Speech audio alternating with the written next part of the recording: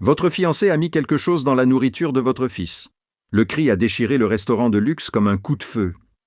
Ethan Mercer, 7 ans, a glissé de sa chaise, son petit corps secoué de violentes convulsions, tandis que les assiettes se brisaient sur le sol en marbre. Ses yeux se sont retournés. Ses lèvres sont devenues blanches comme un linge. Le temps s'est figé.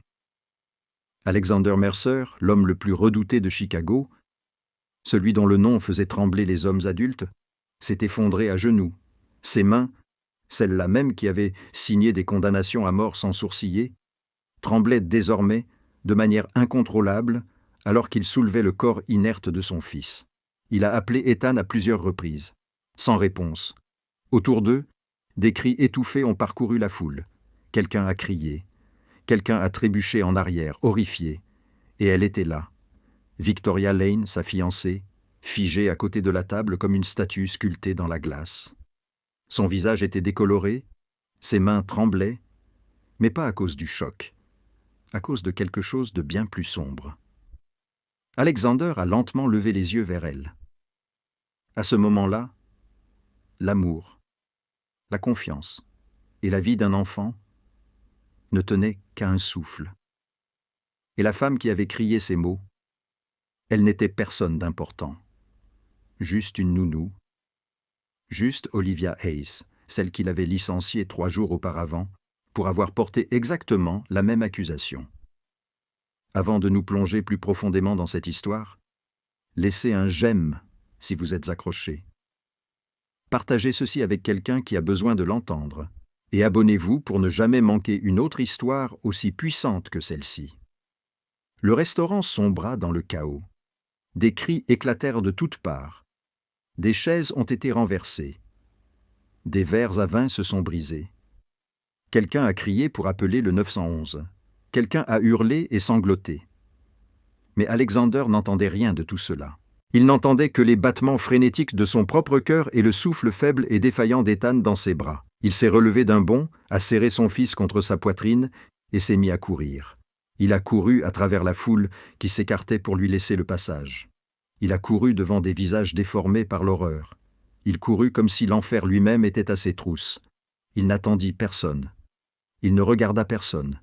Il n'y avait qu'Ethan, son petit garçon, qui se refroidissait dans ses bras. « Alex, Alex, attends !»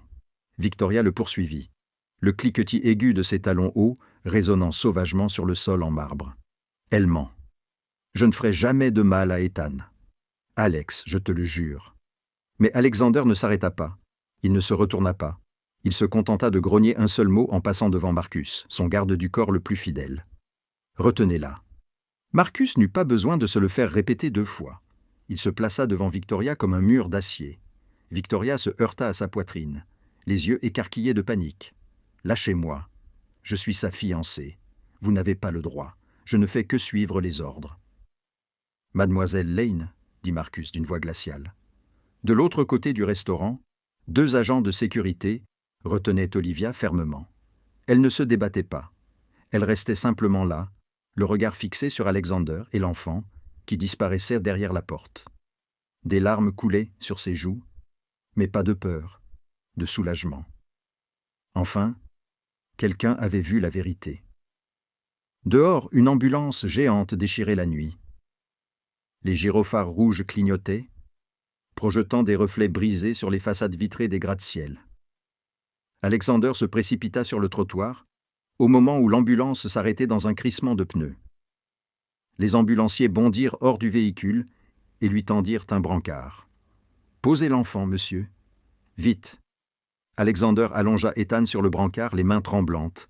Il fixa son fils du regard. Les lèvres d'Ethan étaient toujours dépourvues de couleur. Ses yeux étaient fermés. Sa poitrine se soulevait et s'abaissait faiblement, comme la flamme d'une bougie tremblant à la lisière de l'obscurité. « Mon fils, murmura-t-il. Mon fils va s'en sortir, n'est-ce pas ?» Personne ne répondit. Ils poussèrent simplement le brancard dans l'ambulance à une vitesse fulgurante. Alexander monta à leur suite.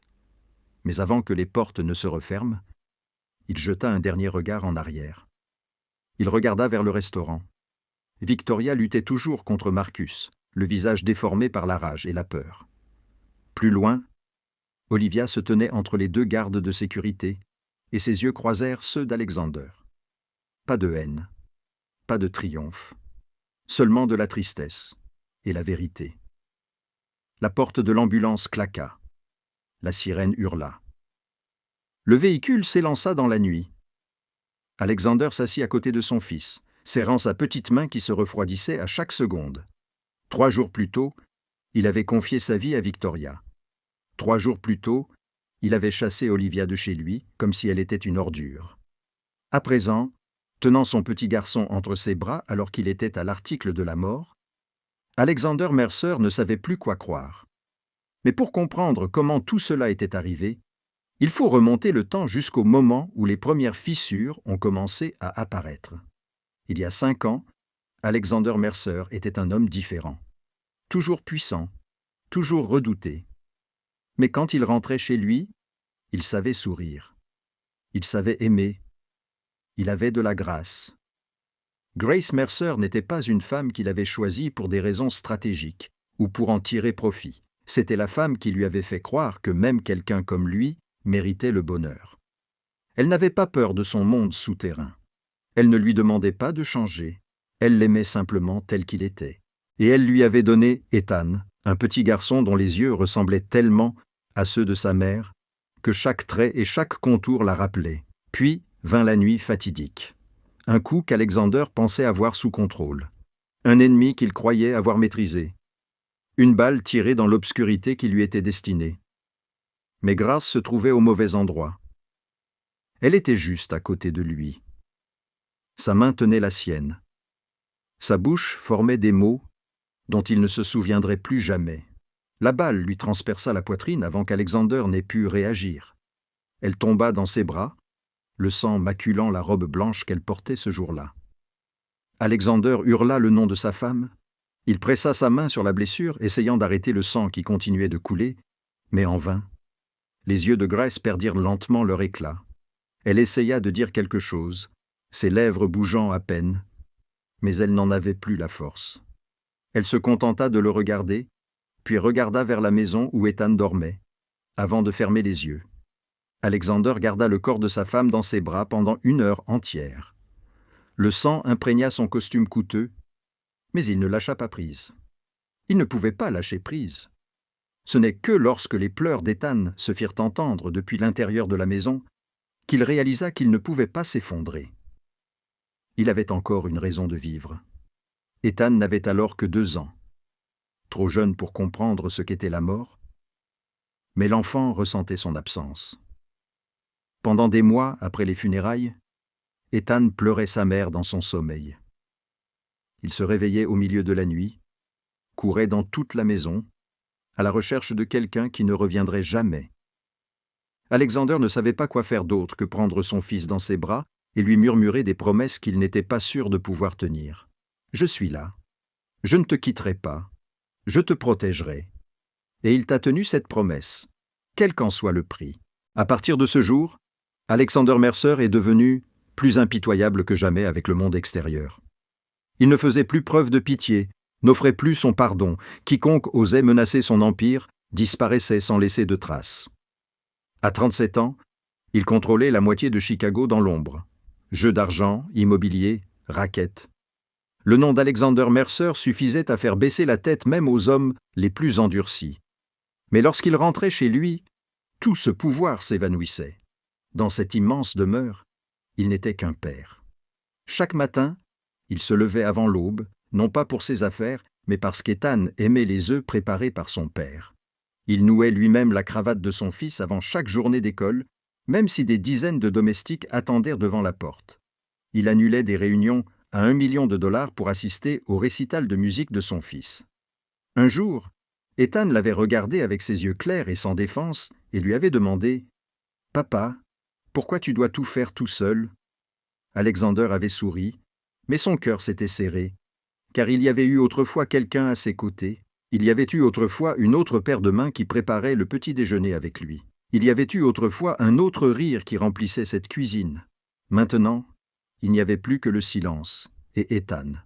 Alexander Mercer avait bâti un empire, mais son cœur n'avait qu'une seule pièce. et Ethan était le seul à pouvoir y entrer. Du moins, c'est ce qu'il croyait. Dans les années qui suivirent la mort de Grace, Alexander se disait qu'il allait bien. Il avait Ethan. Il avait son travail. Il avait le pouvoir. Il n'avait besoin de personne d'autre. Mais le monde autour de lui ne voyait pas les choses ainsi. Margaret Mercer, sa mère, fut la première à s'exprimer. Elle était venue lui rendre visite un après-midi, avait regardé Ethan jouer seul dans le vaste jardin, puis s'était tournée vers son fils, le regard lourd d'inquiétude. « Alexander, Ethan a besoin d'une figure maternelle. » Alexander n'avait pas répondu. Il s'était contenté de fixer son fils à travers la vitre, le visage impassible. Mais Margaret n'avait pas abandonné. « Tu ne peux pas rester seul comme ça éternellement, et Ethan non plus. Il a besoin de plus que ce que tu peux lui offrir. » Alexander était resté silencieux. Elle soupira et partit. Pourtant, ces paroles restèrent dans son esprit bien plus longtemps qu'il ne voulait l'admettre. Puis vinrent les réunions d'affaires, les dîners avec les partenaires. Alexander commença à remarquer que leur regard avait changé. Ce n'était plus seulement de la crainte ou du respect. Il y avait aussi de la curiosité. On murmurait qu'un homme comme Alexander ne devrait pas rester seul éternellement. Il l'entendit lors d'une fête, prononcée par un partenaire qui se tenait à quelques mètres de lui. Il ne savait pas qu'il pouvait entendre. Ou peut-être le savait-il, et s'en moquait-il tout simplement. Alexander ignora tout cela. Il était habitué à ce que les gens parlent de sa vie. Il n'avait besoin de l'approbation de personne, jusqu'à ce qu'un soir, Ethan change tout. Le garçon était assis sur son lit, les yeux grands ouverts, regardant son père avec un sérieux qui n'était pas celui d'un enfant de 7 ans. « Papa, pourquoi je n'ai pas de maman comme les autres enfants ?» Alexander se figea. Il s'était préparé à beaucoup de choses dans sa vie. Des négociations brutales, des ennemis qui voulèrent sa mort, des décisions qui engageaient la vie ou la mort. Mais il ne s'était pas préparé à cette question. Il ne savait pas quoi répondre. Ethan ne pleura pas. Il se contenta de le regarder et d'attendre, comme si la réponse de son père pouvait donner un sens au monde. Mais Alexander n'avait pas de réponse. Cette nuit-là, après qu'Ethan se soit endormi, Alexander s'assit seul dans son bureau, un verre d'alcool à la main, le regard perdu dans le vide. La question de son fils résonnait dans sa tête, refusant de s'arrêter. Sa mère appela le lendemain matin, comme si elle avait un 6e sens. « La douleur ne doit pas devenir une prison, Alexander, » dit-elle d'une voix douce mais ferme. « Grace ne voudrait pas que tu vives ainsi. Et Ethan mérite une famille complète. » Alexander n'était pas contre l'amour. Il n'y croyait simplement plus. L'amour lui avait pris Grace. L'amour l'avait laissé avec un enfant qui devait grandir sans mère. L'amour était une faiblesse. Mais la solitude devenait chaque jour plus pesante. Elle lui serrait la poitrine chaque nuit, lorsque le manoir sombrait dans le silence. Elle s'insinuait dans chaque recoin où Grace avait autrefois posé les pieds. Elle lui rappelait que, quel que soit le pouvoir qu'il détenait, il n'était qu'un homme solitaire qui essayait d'élever son fils tout seul. Il ne cherchait pas l'amour. Il cherchait la paix. Et ce désespoir allait bientôt le rendre aveugle au danger qui se trouvait juste devant lui. Victoria Lane entra dans la vie d'Alexander un soir d'automne, lors de la plus grande collecte de fonds caritative organisée à Chicago cette année-là. C'était le genre d'événement auquel Alexander assistait par obligation et non par plaisir. Il se tenait dans un coin, un verre à la main, le visage si froid que personne n'osait s'approcher de lui. Les femmes l'observèrent de loin. Les hommes lui adressaient un rapide signe de tête avant de s'éloigner. Alexander Mercer n'était pas un homme à qui l'on s'adressait pour faire la conversation. Mais Victoria était différente. Elle s'approcha de lui, comme s'ils se connaissaient depuis des années. Sans hésitation, sans nervosité, seulement avec une confiance naturelle et sans effort qui semblait rayonner à chacun de ses pas. Elle portait une robe noire simple mais parfaitement coupée qui soulignait sa silhouette élancée sans en faire trop. Ses cheveux bruns brillants étaient coiffés en un chignon soigné, révélant un cou blanc et lisse et une paire de petites boucles d'oreilles en diamant qui scintillaient à chaque mouvement. Belle, élégante et dangereuse, d'une manière qu'Alexander n'avait pas encore reconnue. « Monsieur Mercer », dit-elle en souriant, ses lèvres rouges dessinant un arc parfait. « Je suis Victoria Lane. J'ai beaucoup entendu parler de vous. » Alexander l'étudia du regard attentif et prudent qu'il réservait à tous les étrangers. « De qui ?»« De suffisamment de sources pour savoir que vous n'appréciez pas les conversations futiles, » répondit-elle, le regard fixe, imperturbable face à sa froideur. « Je ne vous prendrai donc pas beaucoup de temps. Je voulais simplement vous dire que le travail caritatif que vous accomplissez pour les enfants est admirable. » Alexander ne répondit pas, mais il ne s'éloigna pas non plus. Il y avait quelque chose chez cette femme qui éveillait sa curiosité. Elle ne le regardait pas avec crainte comme le faisaient la plupart des gens. Elle ne le regardait pas avec avidité, cachée sous son maquillage. Comme le faisaient souvent les autres femmes qui l'avaient abordé, elle le regardait comme s'il était un livre intéressant qu'elle voulait continuer à lire. Victoria savait qui était Alexander. Elle connaissait son empire commercial public, et elle connaissait le monde souterrain qu'il contrôlait. Les secrets que la plupart des gens n'osaient murmurer qu'à huis clos. Mais elle n'avait pas peur. Elle le voulait. Ce pouvoir, cette richesse, cette position aux côtés de l'homme le plus puissant de cette ville. Victoria attendait cette chance depuis longtemps.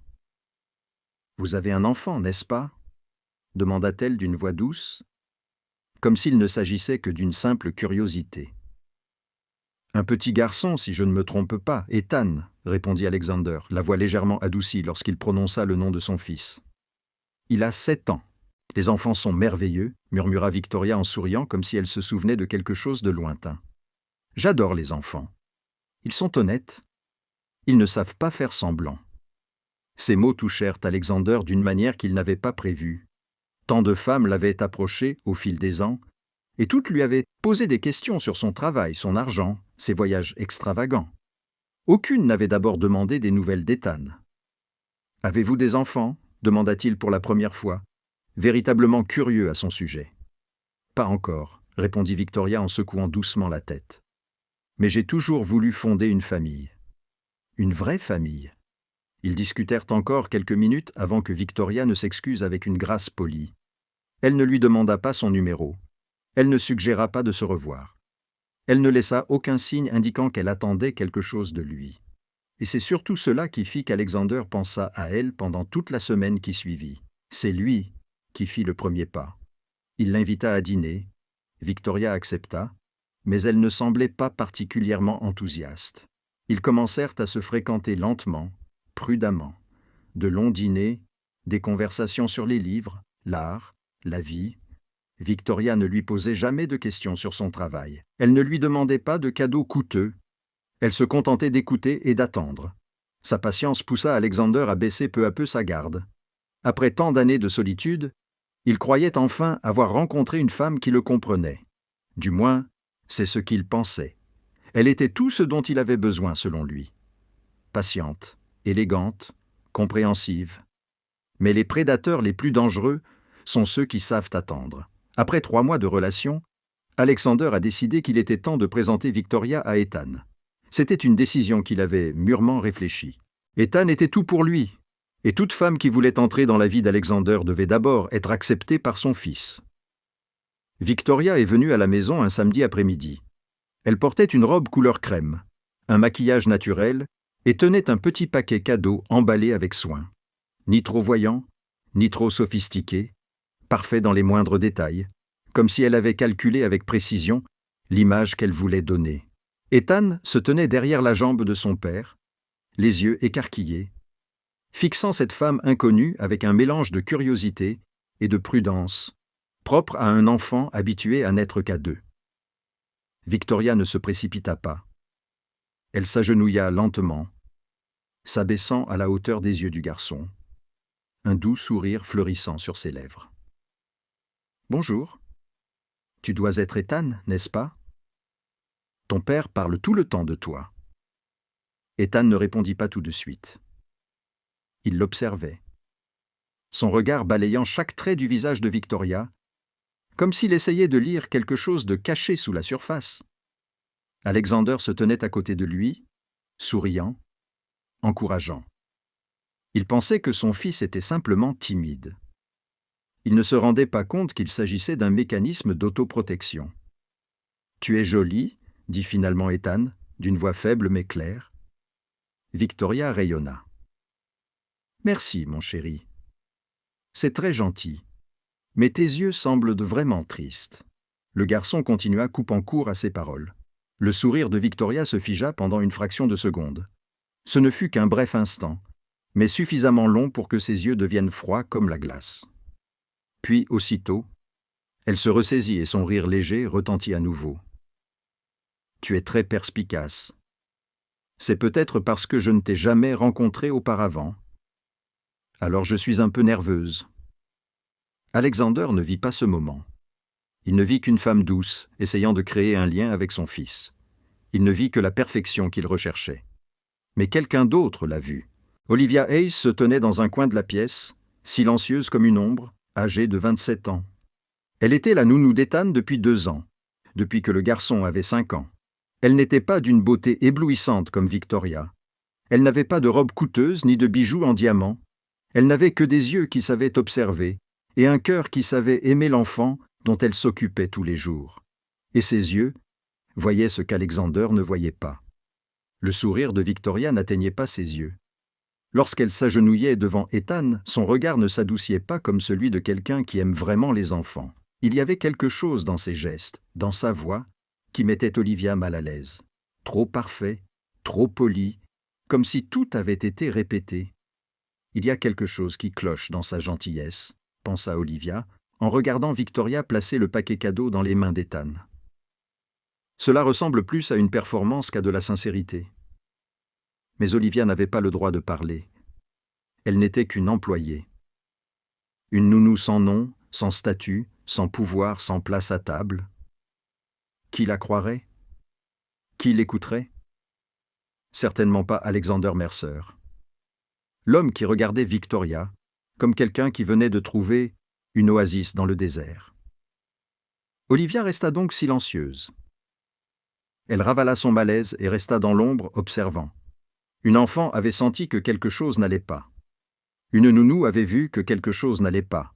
Mais l'homme le plus puissant de Chicago était trop aveuglé par l'espoir pour s'en rendre compte. Au cours des semaines qui suivirent, Victoria commença à se rendre plus souvent dans la demeure d'Alexander.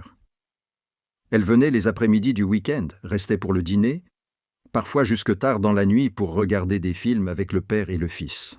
Devant Alexander, elle était l'incarnation de la perfection. Elle s'asseyait à côté d'Ethan dans la salle d'études et l'aidait patiemment à faire ses devoirs. Elle allait dans la cuisine et préparait de délicieux repas, disant qu'elle voulait qu'Ethan mange des plats faits maison plutôt que ceux préparés par un chef cuisinier. Elle achetait des cadeaux pour le garçon, des jouets choisis avec soin, pas trop chers pour ne pas être considérés comme des pots de vin, mais suffisamment significatifs pour suggérer une attention sincère. Alexander observait tout cela et sentait son cœur se réchauffer. Peut-être que sa mère avait eu raison. Peut-être qu'Ethan avait vraiment besoin d'une figure maternelle. Et Victoria semblait être née pour remplir ce rôle. Mais tout changeait quand Alexander n'était pas là. La première fois qu'Olivia remarqua la différence, c'était un après-midi où Alexander avait dû partir pour une réunion imprévue. Victoria restait avec Ethan et Olivia était dans la cuisine en train de préparer un goûter pour le garçon. Depuis le salon, la voix de Victoria se faisait entendre. Elle n'était plus aussi douce qu'avant. Elle était aiguë, irritée. « Tiens-toi droit. N'interromps pas les adultes. Tiens ta cuillère correctement. Comment as-tu été élevée ?» Olivia s'arrêta et écouta. Les paroles de Victoria n'étaient peut-être pas vraiment cruelles. Elle ne criait pas d'insultes, ne l'appelait pas par des noms, mais il n'y avait aucune chaleur non plus. Seulement un froid si dérangeant qu'il lui donnait la chair de poule. Comme si Ethan était une nuisance qu'elle était obligée de tolérer plutôt qu'un enfant dont elle se souciait. Et cela se reproduisait à chaque fois qu'Alexander était absent. Victoria ne grondait jamais Ethan devant d'autres personnes. Elle était trop intelligente pour cela. Mais elle ne continuait pas non plus à jouer la comédie lorsqu'elle pensait que personne ne la regardait. Son regard sur Ethan changeait. Plus de fausse tendresse, seulement une véritable irritation, parfois même de la jalousie. Une fois, Alexander annula un dîner prévu avec Victoria parce qu'Ethan était légèrement malade. Le garçon n'avait qu'un rhume, rien de grave. Mais Alexander avait refusé de le quitter. Victoria avait appelé, la voix douce comme toujours. « Tu gâtes trop cet enfant, Alex. Les enfants ont tout le temps des rhumes. Tu n'as pas besoin d'annuler tout à cause d'un peu de fièvre. » Sa voix était toujours mielleuse, mais quelque chose de tranchant se cachait derrière. Alexander ne l'avait pas remarqué. Il avait seulement ri et lui avait dit qu'il se rattraperait plus tard, mais Olivia l'avait entendu, et elle s'en souvenait. Puis vint le moment qu'Olivia n'oublierait jamais. Un après-midi, elle passait dans le couloir et entendit la voix de Victoria provenant de la salle de jeu d'Ethan. Elle s'arrêta au coin, son instinct lui dictant d'écouter. Victoria était agenouillée devant Ethan, mais sans la douceur de leur première rencontre. Sa voix était un murmure, assez faible pour que personne d'autre ne l'entende, mais assez clair pour qu'Ethan comprenne chaque mot. « Ton père aimait beaucoup ta mère autrefois, mais elle est partie. Et tu comprendras bientôt que je suis la seule femme dont ton père a besoin. » Ethan resta figé, les yeux écarquillés. Un enfant de 7 ans ne pouvait pas saisir tout le sens de ces mots. Mais il pouvait sentir quelque chose d'effrayant dans le ton de Victoria, quelque chose de froid et de menaçant. Il recula d'un pas, l'instinct de survie d'un enfant le poussant à s'éloigner de cette femme. Victoria se leva, lissa sa robe et sortit comme si de rien n'était. Elle ne vit pas Olivia debout derrière le coin, les yeux écarquillés d'horreur. Olivia avait tout vu. Elle avait vu le regard de Victoria lorsqu'elle avait jeté un coup d'œil à Ethan avant de s'éloigner. Ce n'était pas le regard d'une femme qui voulait être mère. C'était le regard d'un prédateur étudiant un rival, de quelqu'un calculant comment éliminer un obstacle. Olivia voulait courir vers Ethan et le serrer dans ses bras. Elle voulait tout raconter à Alexander, mais elle savait qu'elle n'avait aucune preuve. Elle n'était qu'une nounou inconnue. Qui la croirait plutôt que la femme belle et parfaite dont le patron était tombé amoureux? Elle resta donc silencieuse. Elle mémorisa chaque détail et attendit. Mais la peur en elle ne cessait de grandir. Les enfants perçoivent ce que les adultes refusent de voir. Et Ethan le percevait chaque fois que Victoria lui souriait, un sourire qui n'atteignait jamais ses yeux. Ce soir-là, Alexander était assis dans son bureau, la lumière de la lampe de bureau projetant des ombres sur une épaisse pile de documents. Il était en train de relire un contrat important lorsque de petits pas se firent entendre derrière la porte. Il leva les yeux et vit Ethan debout dans l'embrasure de la porte, vêtu d'un pyjama bleu couvert de dinosaures. Ses grands yeux étaient fixés sur lui, avec une inquiétude qu'il ne pouvait cacher. Ethan Alexander repoussa sa chaise, alarmé. « Pourquoi n'es-tu pas couché ? Quelque chose ne va pas ?» Ethan ne répondit pas tout de suite. Il entra dans la pièce, ses pieds nus tapotant doucement le sol en bois froid. Il s'arrêta à quelques pas de son père, se frottant les mains comme s'il essayait de trouver le courage de parler. « Papa !» Sa voix était si faible qu'elle ressemblait presque à un murmure. « Est-ce que mademoiselle Victoria m'aime vraiment ?» Alexander se figea. C'était la dernière question qu'il s'attendait à entendre à minuit. Il fronça les sourcils, essayant de comprendre ce qui se passait dans l'esprit de son fils. « Pourquoi poses-tu cette question, mon fils ? Bien sûr qu'elle t'aime bien. » Ethan secoua la tête, les yeux rivés sur le visage de son père. « Elle a l'air si triste quand tu joues avec moi, comme si elle préférait que je ne sois pas là. » Alexander sentit un pincement au cœur. Il se leva, s'approcha, et s'agenouilla à la hauteur des yeux d'Ethan comme Victoria l'avait fait lors de leur première rencontre. Mais les yeux d'Alexander reflétaient une réelle inquiétude, et non un geste répété. « Ethan, écoute-moi. » Il prit les petites mains de son fils dans les siennes. « Mademoiselle Victoria est simplement en train de s'habituer à la situation. Les adultes ont besoin de temps pour s'adapter au changement. Elle n'est pas encore habituée à avoir un enfant dans sa vie, mais elle fait des efforts. Tu comprends ? Ethan le regarda, et Alexander vit dans ses yeux quelque chose qu'il ne reconnaissait pas. La déception, la peur et la solitude d'un enfant qui savait déjà qu'on ne le croirait pas. Mais elle m'a dit quelque chose. « Papa », murmura Ethan, la voix tremblante. Elle a dit « C'est la seule femme dont tu as besoin ?» Alexander fronça les sourcils. Quelque chose ne lui semblait pas normal. Une étincelle de suspicion vacilla dans son esprit, mais alors il regarda le visage de son fils, les yeux d'un enfant de 7 ans, au bord des larmes, et une autre explication lui vint à l'esprit. Les enfants comprennent parfois mal les adultes. Les enfants sont parfois jaloux lorsqu'une nouvelle personne entre dans leur vie. C'était normal, n'est-ce pas ? Je suis sûr que tu as mal compris, mon grand, dit Alexander d'une voix douce mais ferme. Mademoiselle Victoria m'aime, et elle veut faire partie de notre famille. Elle ne veut pas de mal, tu dois juste lui laisser un peu plus de temps. D'accord.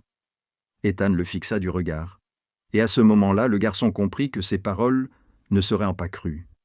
Il voulait en dire plus. Il voulait parler du regard glacial de Victoria, de la voix tranchante qu'elle utilisait quand son père n'était pas là, de la peur qui l'envahissait chaque fois qu'il se retrouvait seul avec elle. Mais un regard dans les yeux de son père lui fit comprendre que cela ne servirait à rien. Papa avait choisi de la croire.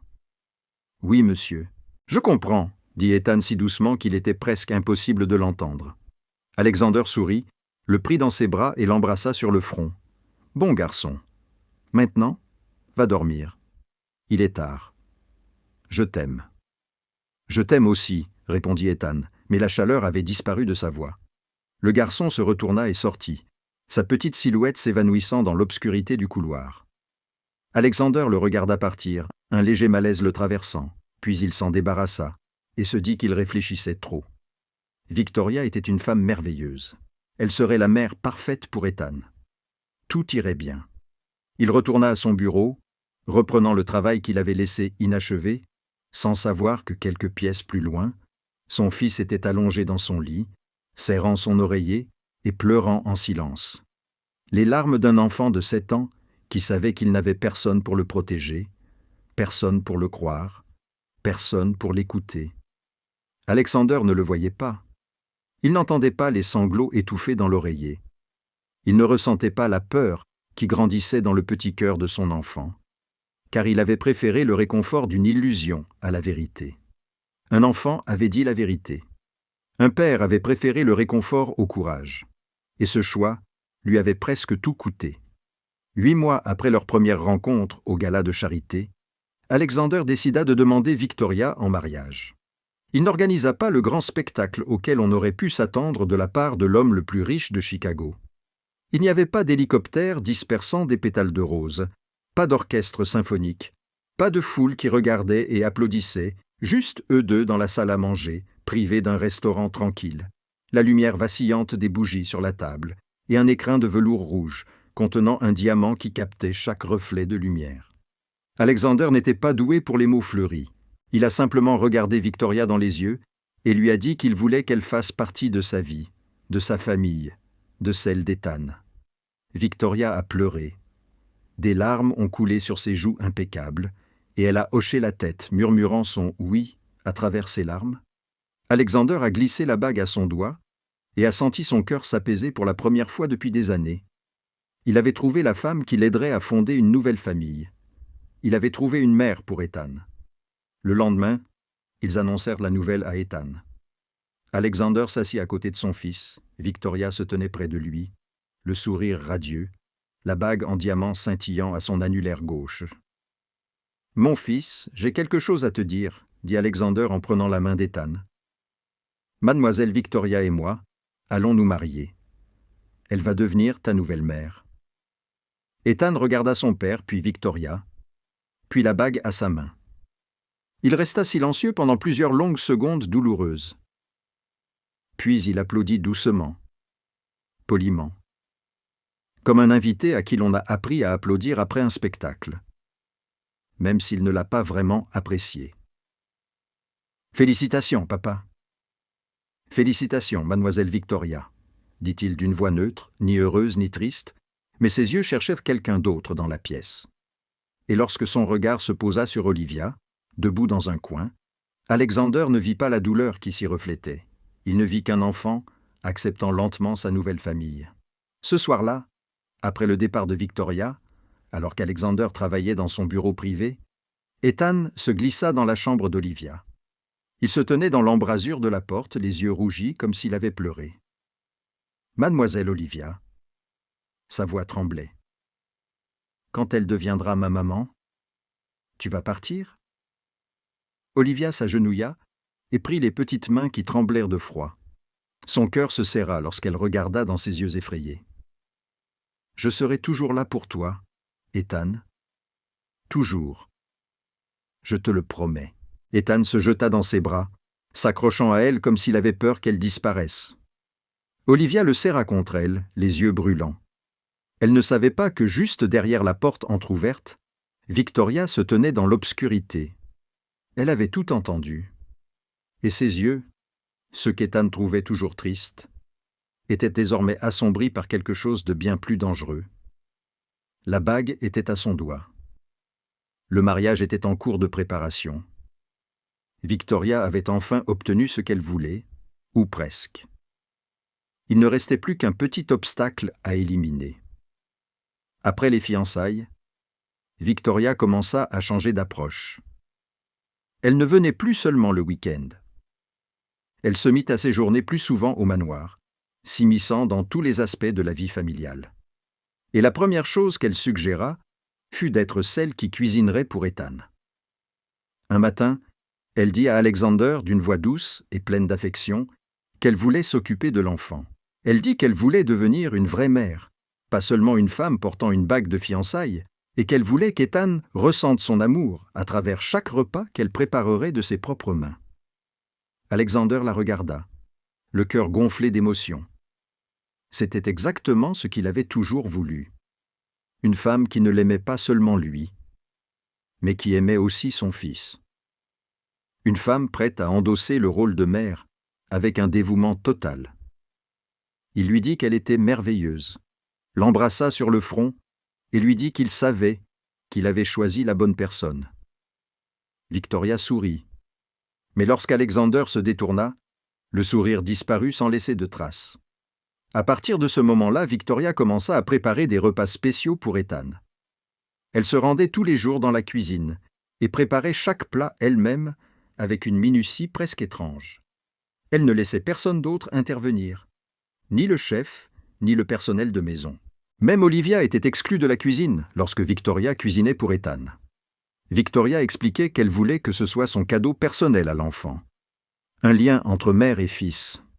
Alexander trouva cela profondément touchant. Il ne douta pas d'elle une seule seconde.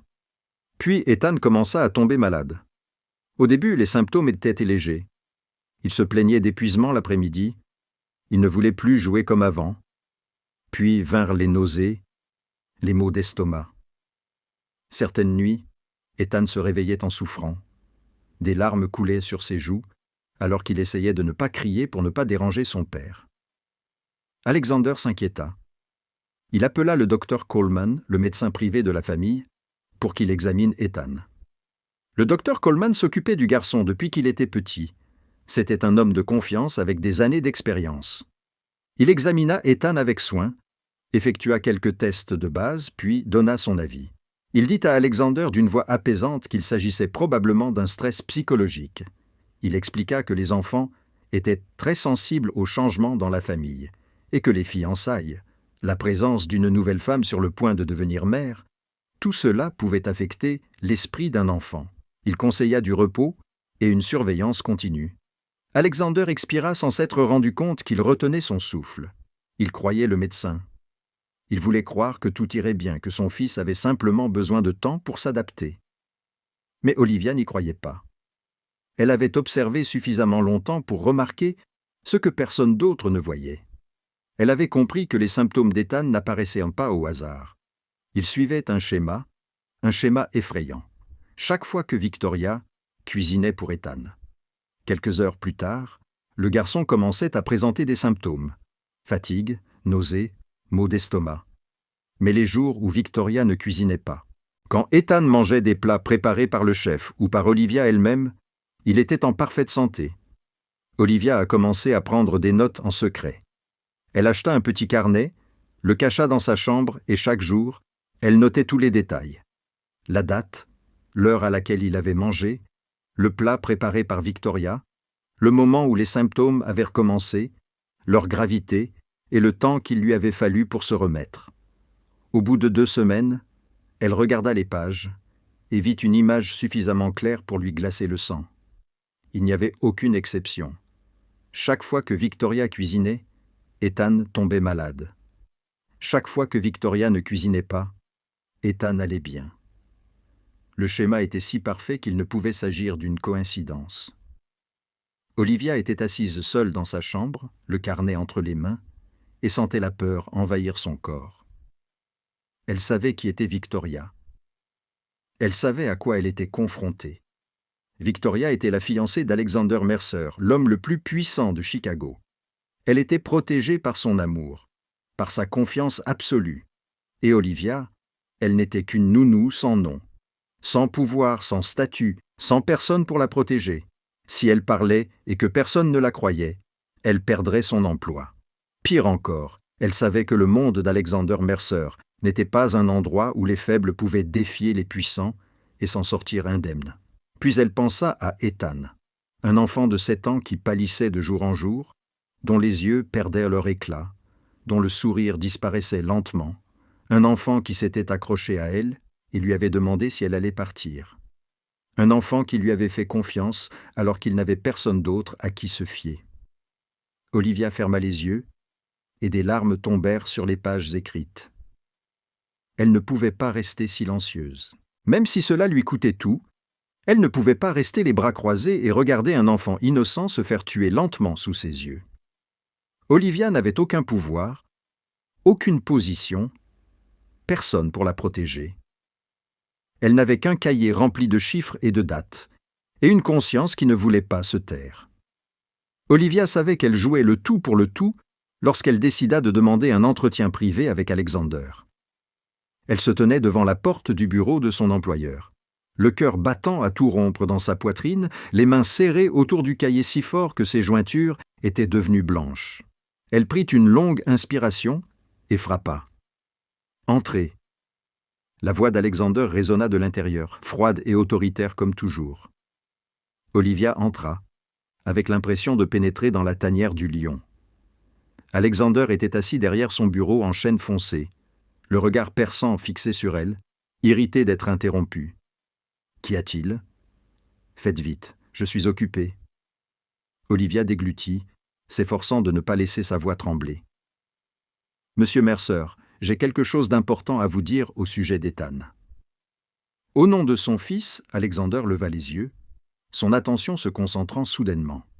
« Ethan, qu'est-ce qui ne va pas avec mon fils ? » « Monsieur, je pense. » Olivia hésita, sachant que ce qu'elle s'apprêtait à dire pourrait détruire sa vie.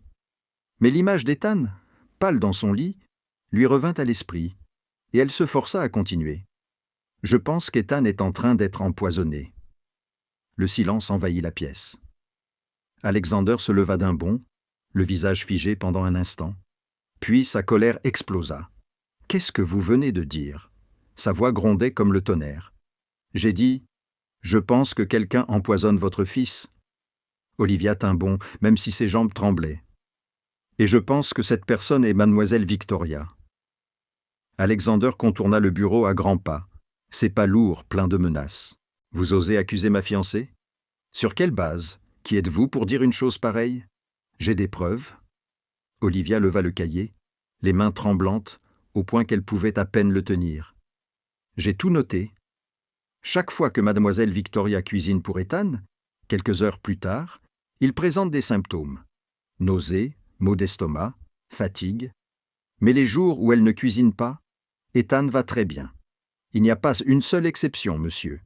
Pas une seule fois. » Alexander lui arracha le carnet des mains, le feuilleta rapidement, puis le jeta par terre avec mépris. « Un carnet ? Vous accusez ma fiancée, la femme que j'aime, sur la base du carnet d'une nounou.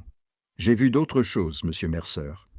Olivia essaya de continuer, mais sa voix commençait à se briser.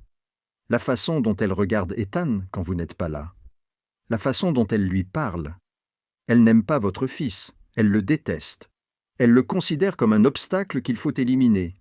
« Assez !» rugit Alexander, son cri résonnant dans toute la pièce. « Vous êtes renvoyé, sortez de ma maison. » Olivia sentit immédiatement quelque chose se briser en elle, mais elle ne pouvait pas s'arrêter. Elle ne pouvait pas. « Vous pouvez me détester. Vous pouvez me mettre à la porte, mais s'il vous plaît, faites tester le sang d'Ethan. Juste un test. Si je me trompe, je disparaîtrai, et vous ne me reverrez plus jamais. Mais si j'ai raison, sortez. » Alexander l'interrompit d'une voix glaciale. « Avant que je fasse appel à quelqu'un pour vous expulser ?» Olivia regarda son employeur dans les yeux, cherchant une lueur de doute, un moment d'hésitation. Mais elle ne trouva que de la fureur et du mépris. Elle avait perdu. Personne ne la croyait. Encore une fois. Elle se baissa pour ramasser le cahier, puis se retourna et sortit, les larmes coulant sur ses joues. Elle ne vit pas Victoria debout dans l'ombre du couloir, son visage parfait se courbant en un sourire triomphant, alors qu'elle regardait la nounou partir, humiliée. Olivia fit ses valises en pleurant. Elle n'avait pas grand-chose. Quelques vêtements, quelques livres, et le cahier auquel personne ne croyait. Quand elle franchit le portail du manoir, elle se retourna pour jeter un dernier regard. Quelque part dans cette immense maison, Ethan dormait, ignorant que la seule personne qui essayait de le protéger venait d'être mise à la porte. Olivia serra son sac contre sa poitrine et s'enfonça dans la nuit froide. Des souvenirs douloureux affluèrent comme un torrent. Elle était devenue orpheline à l'âge de 8 ans, lorsque ses parents étaient morts dans un accident de voiture. Elle n'avait ni parents, ni famille. Elle fut envoyée dans un orphelinat où elle apprit que le monde n'avait pas de place pour les enfants dont personne ne voulait. Elle grandit seule, passant ses nuits à pleurer, ses journées à attendre que quelqu'un vienne la chercher pour l'emmener chez lui. Mais personne ne vint. Puis, elle rencontra Ryan à l'âge de 21 ans. Il était beau, gentil, et lui promettait la vie qu'elle n'avait jamais eue. Elle le crut. Elle l'aimait. Elle l'épousa, pensant avoir enfin trouvé sa place. Mais après le mariage, Ryan a changé. Il a commencé à la frapper, à l'enfermer, à la couper du monde extérieur. 3 ans. 3 ans d'enfer. Elle a supplié qu'on l'aide, mais personne ne l'a cru. Elle a sûrement fait quelque chose pour mériter ça, murmurait-il dans son dos. Ryan avait l'air si poli. Comment pourrait-il être violent? Personne ne l'a cru. Personne ne l'a aidé. Elle a dû se sauver elle-même. Elle s'est enfuie par une nuit d'orage, avec seulement quelques centaines de dollars en poche et des ecchymoses sur tout le corps. Elle a divorcé. Elle s'est enfuie.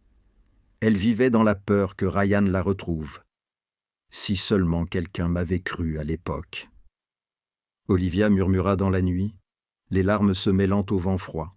Et maintenant, quand elle regardait Ethan, elle se voyait elle-même, une enfant que personne n'écoutait, une victime que personne ne croyait, une vie innocente détruite lentement tandis que le monde détournait le regard. Elle avait été l'enfant que personne n'écoutait. Elle avait été la femme que personne ne croyait. Mais cette fois, elle ne s'enfuirait pas. Pas alors qu'une autre vie innocente était menacée. Olivia loua une petite chambre à la périphérie de Chicago, la moins chère qu'elle put trouver. L'espace était exigu et humide, avec un vieux lit étroit et une petite fenêtre donnant sur une ruelle sombre. Mais elle s'en moquait. Elle ne pouvait pas dormir, même si la fatigue la paralysait. Chaque fois qu'elle fermait les yeux, elle voyait le visage pâle d'Ethan. Elle voyait la confiance dans ses yeux lorsqu'il lui avait demandé de partir. Elle avait promis de rester avec lui. Elle avait promis. Et maintenant, elle était assise là, impuissante, tandis que cet enfant était empoisonné jour après jour. Olivia n'avait aucun pouvoir. Elle n'avait pas d'argent. Personne ne la croyait. Elle n'était qu'une nounou qui avait été licenciée. Une femme avec un passé plein de blessures et un carnet que personne ne voulait même regarder. Que pouvait-elle faire? Contre qui pouvait-elle se battre? Puis elle se souvint de Marcus Webb. Marcus était le garde du corps le plus fidèle d'Alexander Mercer. Un homme grand et calme, au regard perçant, qui semblait remarquer tout ce qui se passait autour de lui. Au cours des 2 années qu'Olivia avait passées à travailler dans le manoir, elle avait réalisé que Marcus était différent des autres membres de l'entourage d'Alexander. Il ne la regardait pas, avec le mépris que les autres employés devaient souvent endurer. Il lui faisait un signe de tête chaque matin lorsqu'il la voyait monter un lourd bac rempli de jouets dans les escaliers. Il lui avait demandé si elle avait besoin d'aide. De petits gestes, mais suffisants pour qu'Olivia comprenne que sous cette apparence froide se cachait un homme doté d'une conscience. Et plus encore, Olivia se souvenait de la façon dont Marcus regardait Victoria. Il ne la regardait pas avec admiration, comme le faisaient les autres. Il la regardait avec prudence, avec une méfiance soigneusement maîtrisée. Olivia prit un risque inconsidéré. Elle trouva un moyen de contacter Marcus en utilisant un numéro de téléphone qu'elle avait vu par hasard sur la liste des contacts d'urgence de la famille. Elle appela, le cœur battant, ne sachant pas s'il répondrait, ne sachant pas s'il l'écouterait. Marcus décrocha à la 3e sonnerie. « Qui est-ce » Sa voix était brève, alerte. « C'est Olivia. Olivia Hayes, la nounou d'Ethan. » Silence. Puis Marcus reprit la parole, toujours aussi froid. « Vous avez été licencié. Pourquoi m'appelez-vous ?»« Parce que j'ai besoin que vous me croyiez, » répondit Olivia, la voix tremblante mais déterminée. « Je sais que je n'ai pas le droit de vous demander quoi que ce soit. Je sais que vous n'avez aucune raison de m'écouter, mais Ethan est en danger. Victoria l'empoisonne, et si personne ne fait rien, ce garçon va mourir. »« Pourquoi devrais-je vous croire ?» demanda Marcus. Pourtant, sa voix n'était plus tout à fait froide. Quelque chose avait changé en elle. « Parce que vous l'avez vu aussi, » dit Olivia. « La façon dont elle regarde ce garçon. Vous l'avez vu, n'est-ce pas ? Vous avez vu quelque chose qui n'allait pas. » Le silence se prolongea. Olivia retint son souffle et attendit. Puis Marcus expira, sa voix s'affaiblissant. « Je l'ai vue. Il y a quelque chose qui cloche chez elle. Mais je ne sais pas quoi. »« Alors aide-moi à comprendre, » dit Olivia, l'espoir jaillissant dans sa poitrine. « Je ne peux plus entrer dans la maison, mais toi, tu peux. Tu peux observer, tu peux trouver des preuves. J'attendrai dehors. On peut travailler ensemble. » Marcus resta silencieux pendant un long moment. Puis il dit d'une voix basse et calme. « D'accord, je vais voir ce que je peux faire, mais tu dois comprendre. Si on se trompe, on est tous les deux fichus. Monsieur Mercer n'est pas un homme indulgent. »« Je sais, » dit Olivia. « Mais si nous avons raison et que nous ne faisons rien, Ethan mourra. Je ne peux pas vivre avec ça. »« Moi non plus, » dit Marcus après une brève hésitation. Ils commencèrent à travailler ensemble cette nuit-là. Marcus observait depuis l'intérieur du manoir, mémorisant chaque mouvement de Victoria. Olivia attendait dehors, passant au crible chaque détail que Marcus lui envoyait. Leur plan était simple et dangereux. Trouver une preuve irréfutable. Elle n'était qu'une nounou, il n'était qu'un garde du corps. Mais parfois, les personnes qui ont le moins de pouvoir sont les seuls à avoir le courage d'agir. Dans les jours qui suivirent le départ d'Olivia, l'état d'Ethan empira de plus en plus. Il était pâle comme une feuille de papier blanc. L'étincelle brillante qui animait autrefois ses yeux s'était désormais enfoncée profondément, laissant place à des cernes sombres. Il ne voulait plus manger. Chaque repas devenait une bataille. Victoria le nourrissait patiemment, cuillère après cuillère, tandis qu'Alexander se tenait à côté, regardant avec angoisse son fils refuser d'avaler. Et chaque nuit, Ethan faisait des cauchemars. Il se réveillait en pleurant, trempé de sueur, tremblant dans le noir. Alexander se précipitait dans la chambre de son fils dès qu'il entendait le bruit, serrait le garçon contre sa poitrine et lui murmurait que tout irait bien. Mais tout n'allait pas bien. Et Alexander commençait à s'en rendre compte. « Je veux emmener Ethan à l'hôpital, » dit Alexander à Victoria un matin, la voix pleine d'inquiétude. « Ce n'est pas normal, » dit le docteur Coleman. « C'est un stress psychologique, mais regardez-le. Il s'affaiblit. Je veux des examens complets. » Victoria posa une main sur son bras, les yeux pleins de compréhension et de douceur. « Mon amour, je comprends que tu sois inquiet. Je suis inquiète moi aussi. Mais emmener Ethan à l'hôpital maintenant ne fera que le stresser davantage. Tu sais à quel point il a peur des hôpitaux. Laisse-moi m'occuper de lui à la maison. Les enfants tombent parfois malades. C'est normal. Je te promets de le surveiller de près. Si son état ne s'améliore pas, nous l'emmènerons immédiatement. » Alexander regarda Victoria dans les yeux et y vit une sincérité qu'il croyait réelle. Elle aimait Ethan. Elle voulait prendre soin d'Ethan. Elle ne ferait jamais de mal à son enfant. Il acquiesça à contre-cœur. « D'accord, mais s'il ne va pas mieux la semaine prochaine, je l'emmène à l'hôpital. Pas de négociation. »« Bien sûr, mon amour. » Victoria sourit. Mais lorsque Alexander se détourna, son sourire se durcit pour devenir glacial. Tout se déroulait exactement comme elle l'avait prévu. Olivia était partie. Cette nounou indiscrète avait été jetée dehors comme un chien errant. Personne ne la croyait. Personne ne la croirait jamais. Et Ethan. Le dernier obstacle entre Victoria et la vie parfaite dont elle rêvait s'estompait de jour en jour. Le mariage était prévu. Dans 2 semaines, Victoria deviendrait Madame Mercer. Elle aurait tout. L'argent, le pouvoir, le statut social et un mari qui l'adorait. Et Ethan. Elle regarda le garçon allongé sur le canapé, pâle et faible, et ne ressentit que du mépris. Bientôt, il ne serait plus un problème. Cet après-midi-là, alors qu'Alexander était en réunion et que la maison était calme, Victoria entra dans la chambre d'Ethan. Le garçon était allongé dans son lit, les yeux écarquillés, la regardant avec une peur qu'il ne pouvait cacher. Victoria s'assit à côté de lui, un sourire froid sur les lèvres. « Tu sais, Ethan » murmura-t-elle d'une voix douce, mais tranchante comme une lame.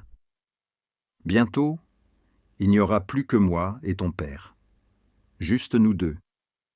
Comme cela aurait dû être depuis le début. » Ethan ne dit rien.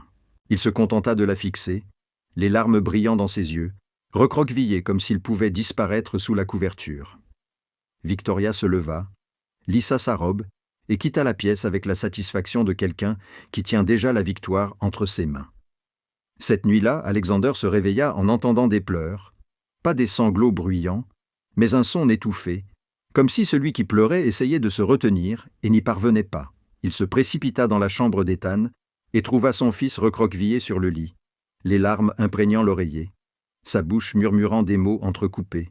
« Maman. Je veux maman.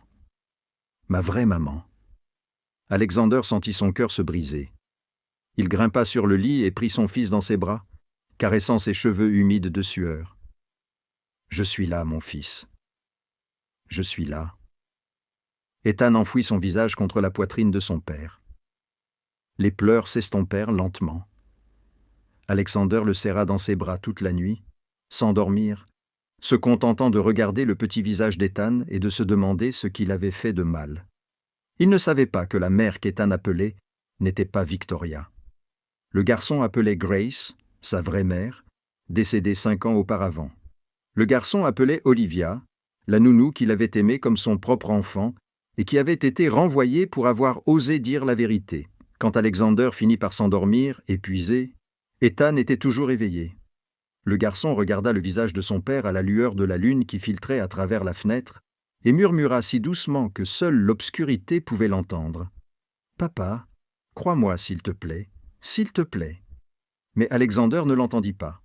Il dormait, rêvant d'une famille heureuse avec Victoria à ses côtés, ignorant que le véritable cauchemar se déroulait dans sa propre maison.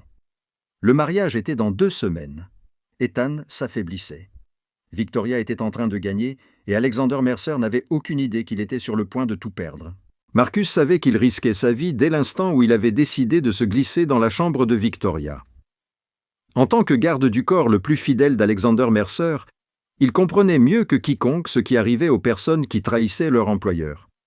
Mais chaque fois qu'il voyait Ethan pâlir, qu'il voyait la lumière s'éteindre dans les yeux du garçon, Marcus savait qu'il ne pouvait plus rester les bras croisés.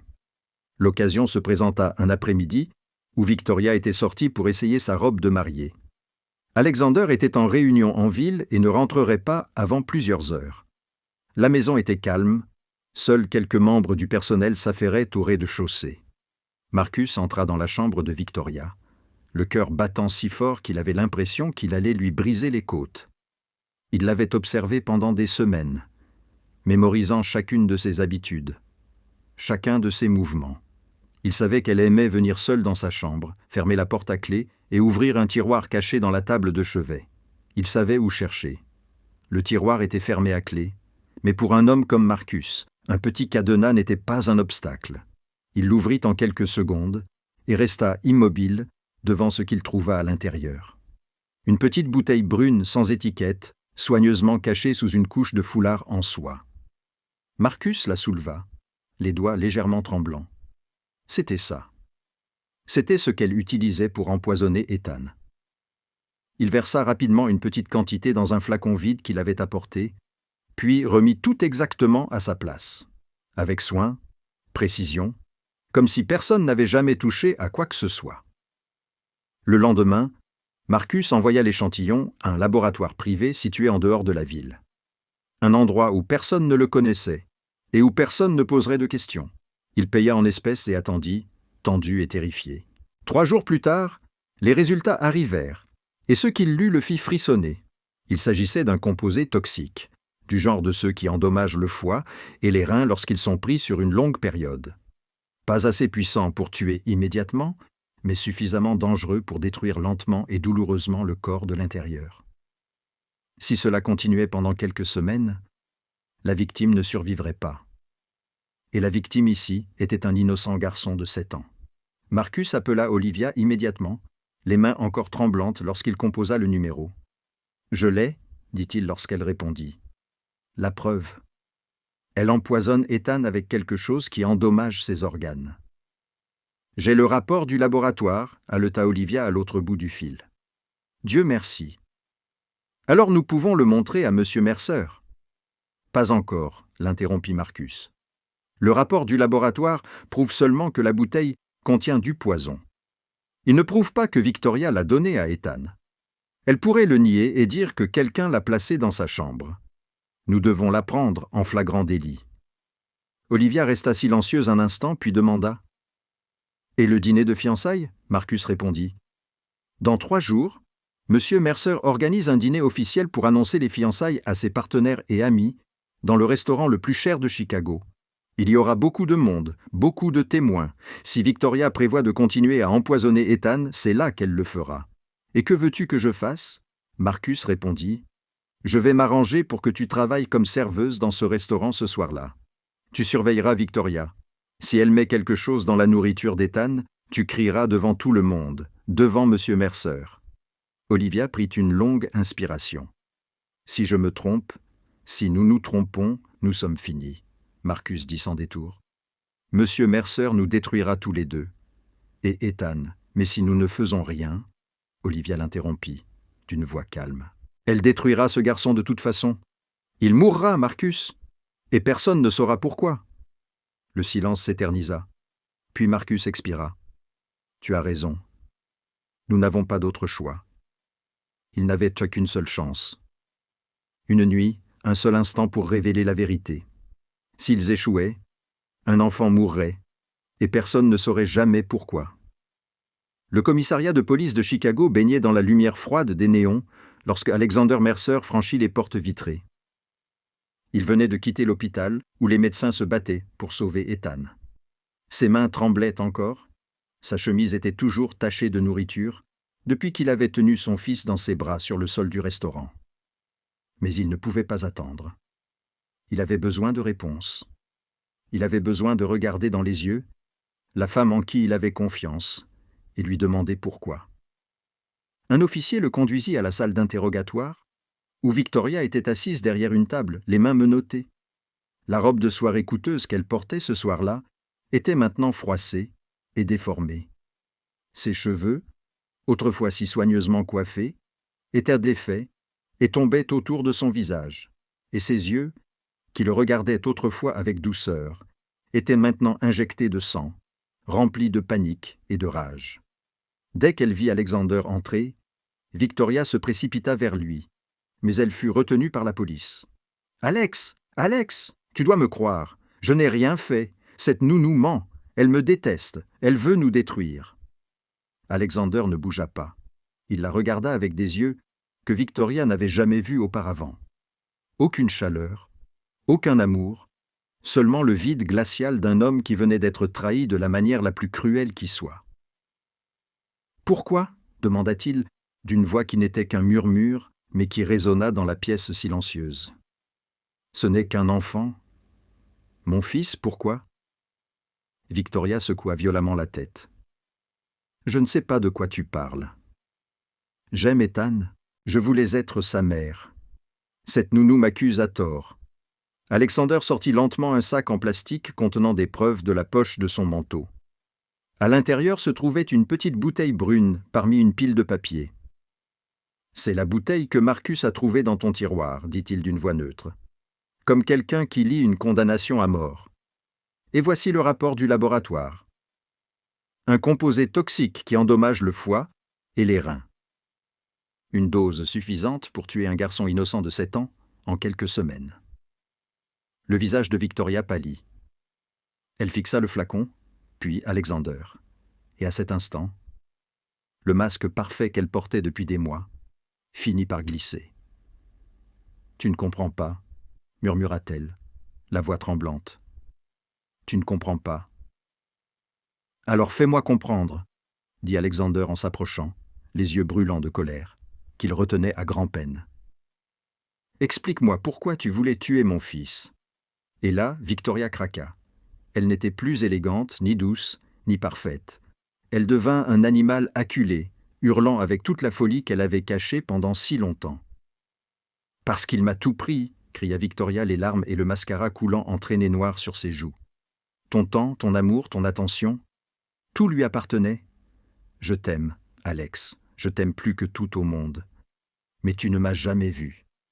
Tu ne m'as jamais vu parce qu'il n'y avait toujours que lui. » Alexander recula d'un pas, comme s'il avait été frappé. « Il a 7 ans, Victoria. Ce n'est qu'un enfant, et je le déteste. » Victoria hurla, incapable de se contrôler. « Je l'ai détesté dès le premier jour où j'ai vu la façon dont tu le regardais. Tu le regardais avec tout l'amour dont j'étais privé. Tu ne m'as jamais regardé comme ça. Jamais. » Elle éclata d'un rire sauvage et brisé dans la pièce froide. « Tu sais, chaque fois que tu annulais nos projets parce qu'il était malade, chaque fois que tu le choisissais plutôt que moi, chaque fois que tu parlais de lui comme s'il était tout ton univers, je voulais juste qu'il disparaisse. Je ne voulais que toi. Rien que toi. » Alexander fixait la femme devant lui, et il ne la reconnaissait plus. Ce n'était pas la Victoria qu'il pensait avoir aimée. C'était quelqu'un de dérangé, un monstre caché sous une belle apparence, à laquelle il avait aveuglément choisi de faire confiance. « J'ai failli faire de toi la mère de mon fils, » murmura-t-il, l'horreur dans la voix. Victoria cessa de rire. Elle le regarda, les yeux toujours brillants d'une lueur dérangée. « Et j'ai failli réussir, » dit-elle d'un ton effrayant de calme. « Si cette nounou n'était pas arrivée, s'il avait simplement disparu, tout aurait été parfait, juste toi et moi, comme cela aurait dû être. Alexander Mercer avait affronté des meurtriers, des traîtres, des ennemis qui voulaient sa mort. Mais rien ne l'avait jamais terrifié autant que cette femme, celle qu'il avait failli laisser entrer dans la vie de son fils. » Alexander quitta le commissariat de Chicago avec le sentiment d'un homme qui venait de traverser l'enfer. Il se rendit directement à l'hôpital où Ethan avait été emmené plus tôt. Tout au long du trajet, il ne voyait que le visage de Victoria déformé par la folie. Tout ce qu'il entendait, c'était sa voix qui criait qu'elle détestait son fils. La femme qu'il avait aimée, en qui il avait confiance et qu'il comptait épouser, avait essayé de tuer son enfant et il ne s'en était pas aperçu. Lorsqu'il arriva à l'hôpital, on le conduisit aux urgences. À travers la vitre, il vit Ethan sur le lit, son petit corps envahi de fils et de machines. Les médecins et les infirmières s'affairaient avec rapidité et efficacité. Les moniteurs émettèrent des bips à un rythme régulier, et son fils était allongé là, immobile, pâle comme du papier blanc. Le docteur Coleman sortit, le visage épuisé et tendu par la tension. Il regarda Alexander avec quelque chose qu'Alexander n'avait jamais vu auparavant dans les yeux du médecin plus âgé, une expression mêlée de douleur et de soulagement. « Monsieur Mercer, votre fils a été empoisonné depuis longtemps, » dit le docteur Coleman d'une voix basse. La toxine a causé des dommages importants à son foie et à ses reins. Nous faisons tout notre possible pour l'éliminer et stabiliser ses constantes. Alexander sentit ses jambes menacées de se dérober sous lui. « Mon fils ? Est-ce que mon fils va s'en sortir ?» Le docteur Coleman expira bruyamment. Si elle avait continué pendant 1 semaine de plus, il n'aurait pas survécu.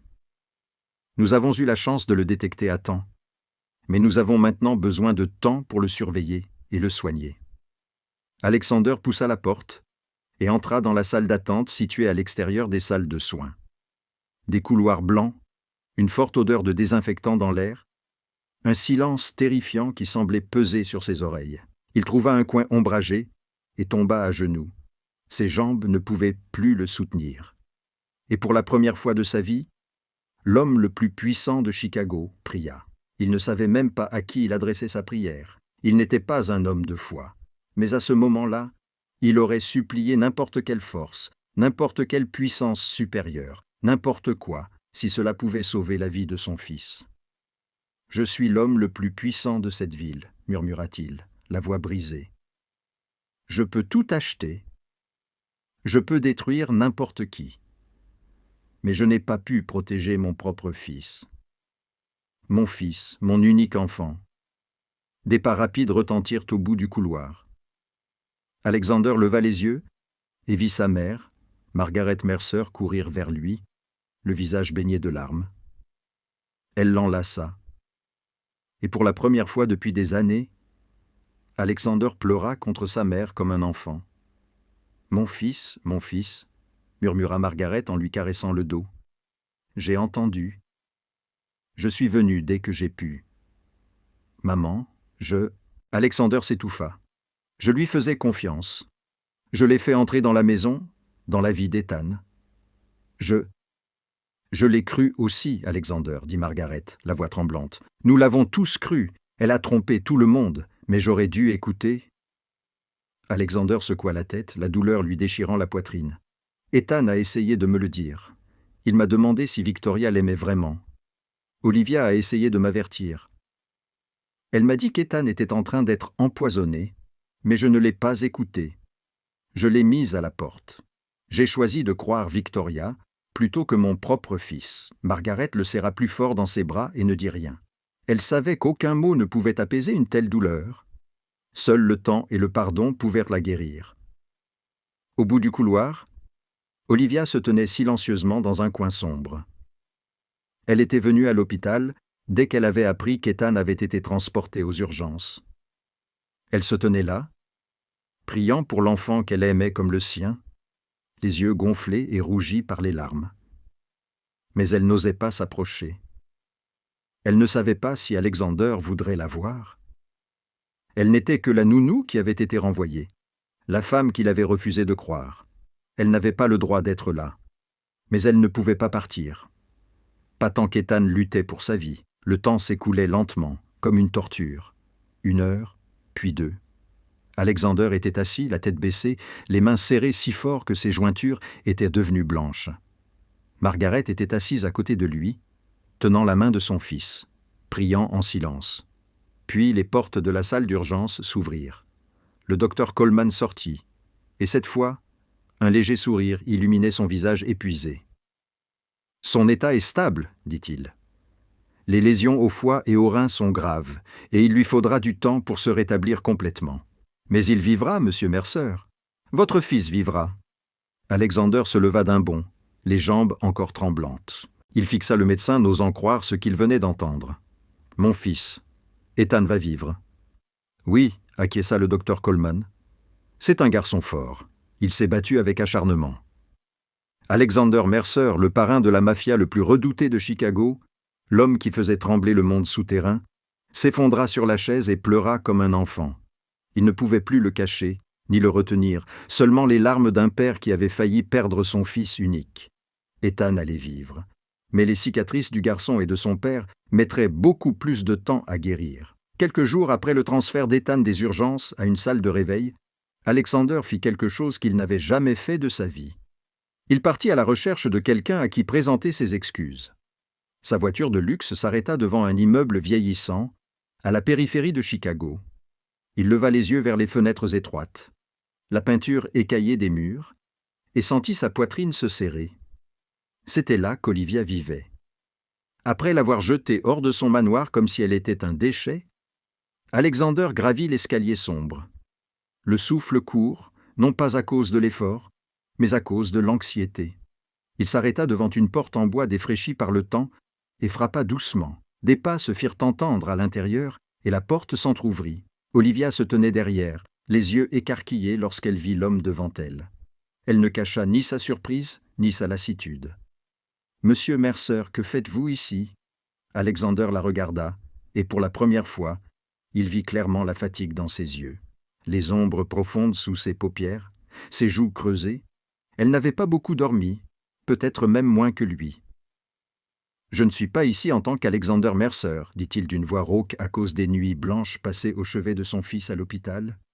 Je suis ici en tant que père qui a failli à son enfant. » Olivia ne dit rien.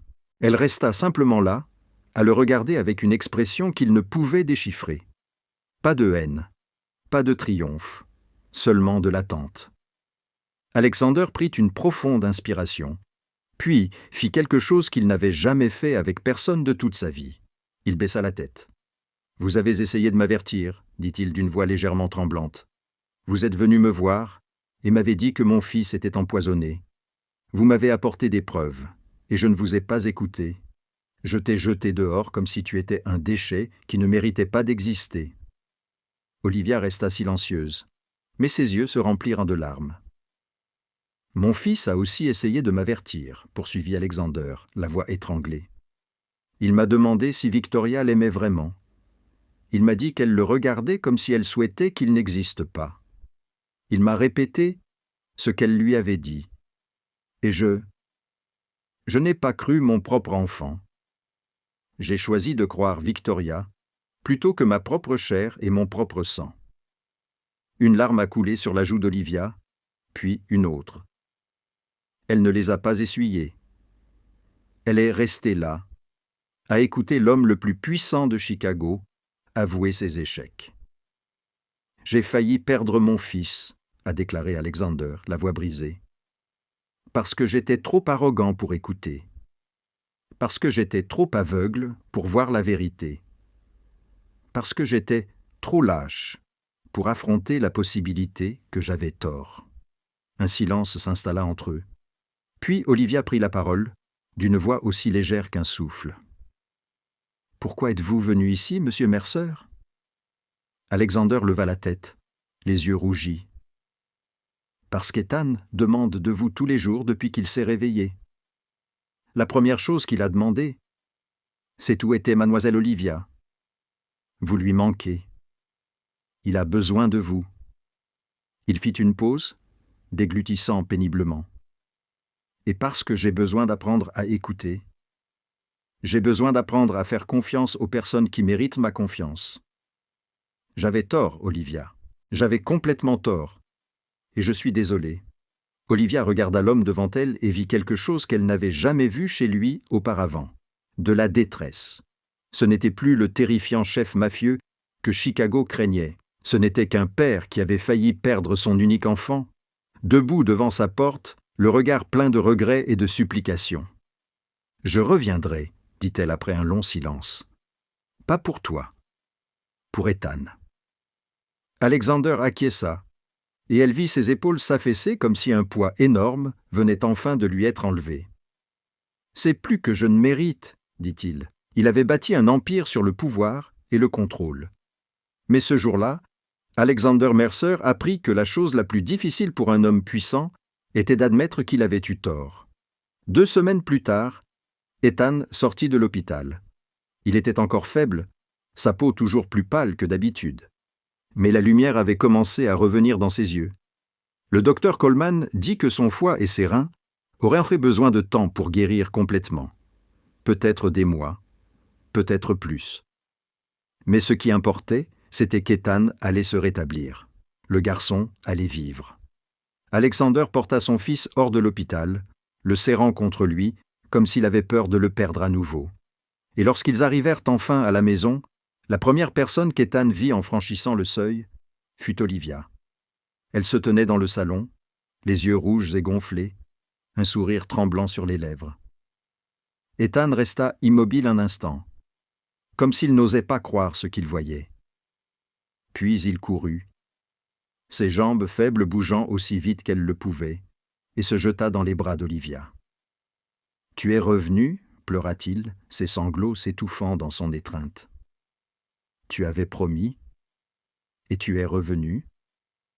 Olivia le serra fort dans ses bras, les larmes coulant sur ses joues. « Je te l'avais promis, je serai toujours là pour toi, toujours. » Alexander se tenait debout et regardait, et il sentait son cœur se briser et guérir en même temps. C'était ce qu'il avait failli détruire. Ce lien, cet amour, cette confiance. Il avait failli tout perdre à cause de son aveuglement.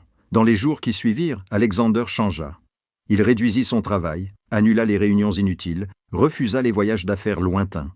Son empire fonctionnait toujours, mais ce n'était plus sa priorité absolue. Ethan était sa priorité absolue. Pour la première fois depuis des années, Alexander passait du temps avec son fils. Il s'asseyait à côté du lit d'Ethan tous les soirs et lui lisait des histoires jusqu'à ce que le garçon s'endorme. Il prenait son petit déjeuner avec lui tous les matins, sans se presser, sans regarder son téléphone. Il écoutait Ethan parler de ses rêves, de ses peurs, de tout ce que le garçon voulait dire. Il apprenait à écouter, vraiment écouter. Ne pas écouter pour répondre, mais écouter pour comprendre. Un soir, alors que le père et le fils étaient assis sur le canapé en train de regarder un film, Ethan prit la parole sans prévenir. « Papa, je t'avais dit qu'elle ne m'aimait pas. » Sa voix était douce, sans accusation, simplement énonçant la vérité. Alexander se figea. Il regarda son fils, et une douleur lui transperça la poitrine. « Je sais, mon grand, » dit-il d'une voix rauque. « Je sais que tu as essayé de m'avertir et que je ne t'ai pas cru. Je suis désolé, Ethan. Je suis désolé de ne pas t'avoir écouté. Je suis désolé de ne pas t'avoir protégé. » Il prit son fils dans ses bras et le serra fort, et des larmes tombèrent dans les cheveux doux sous sa main. Ethan leva les yeux vers lui, ses yeux clairs, sans aucune trace de reproche. « Ce n'est pas grave, papa. Tu me crois maintenant ?» Cette simple phrase prononcée par un enfant de 7 ans fit pleurer Alexander encore plus fort. Le pardon facile de son fils ne faisait que le rendre moins digne de ce pardon, mais il se promit que désormais, il n'ignorerait plus jamais la voix de son enfant. Jamais. 1 mois plus tard, le procès de Victoria Lane eut lieu. Alexander n'y assista pas. Il ne voulait plus revoir son visage. Il avait seulement besoin du verdict. Victoria fut condamnée à 15 ans de prison pour avoir empoisonné intentionnellement un enfant. 15 ans pour ce qu'elle avait fait à Ethan. 15 ans pour les nuits où le garçon avait pleuré de douleur. 15 ans pour la peur avec laquelle il avait été contraint de vivre. Justice avait été rendue, mais Alexander savait qu'aucune peine ne pourrait effacer les cicatrices laissées par Victoria. À l'intérieur du manoir, la vie reprit lentement son cours normal, mais c'était une nouvelle forme de normalité. Olivia revint non seulement en tant que nounou, mais aussi en tant que personne dont la famille ne pouvait imaginer se passer. Elle s'occupait d'Ethan avec un amour total et constant, et le garçon s'accrochait à elle comme un enfant s'accroche à la mère qu'il n'a jamais vraiment eue. Alexander observait le lien qui les unissait et sentait quelque chose changer dans son cœur.